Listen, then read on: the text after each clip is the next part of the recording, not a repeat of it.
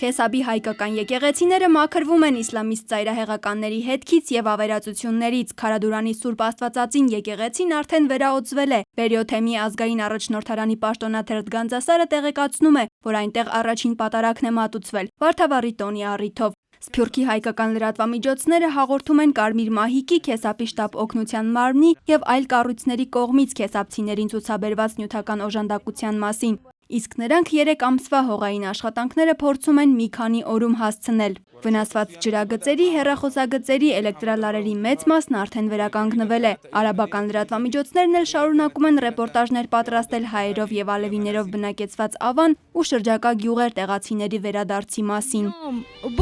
Չէինք սպասում, որ այսքան շուտ կկարողանանք վերադառնալ մեր սեփական տները։ Փառք մեր զինվորականներին եւ մեր բանակին, որ կարողացան Քեսաբից դուրս շպրտել թշնամուն։ Սահմանի թուրքական կողմից ծայրահեղականների ներխուժումը քաղաք շատերի համար անակնկալ էր։ Այսօր նման մի անակնկալ թուրքագետ Գևորգ Պետրոսյանը չի բացառում։ Վտանգավոր է մտածելը, թե Քեսաբին վտանգ չի սպառնում։ Այնպես որ քեսապցիների զգուշավորությունը տեղին է։ Նրանց միայն մի մասն է վերադարձել, հիմնականում տղամարդիկ։ Քանի դեռ կա Սիրիայում հակամարտությունը,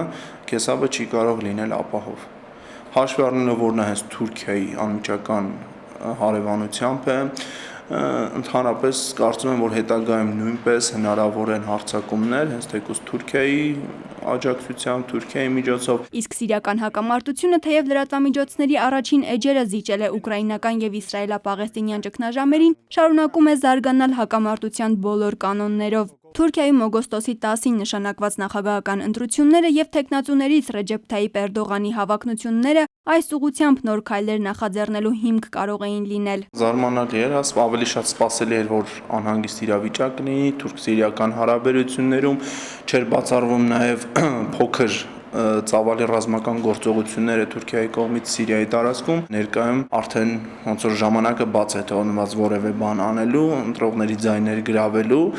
իսկ անողը կլիներ Էրդողանը։ Այսօր դրանց բացակայությունը դեռ հետագայում բացառված լինելու նշան չէ։ Ընտրություններից հետո Թուրքիայի արտաքին քաղաքականությունը կմեղմանա եւ կսրվի ըստ հայտնի առաջնահերթությունների։ Էրդողանի պրոպաղեստինյան հայտարարություններն արաբական աշխարհում հեղինակություն վաստակելու, վերականգնելու, հաստատելու ենթատեքստով են։ Օգոստոսի երկրորդ կեսին նույնը նաև քեսապցիներն են անելու։ Պատրաստվում են իրենց ազատագրված քաղաքում խորհրդանշական հարիսա եփել եւ ուտել։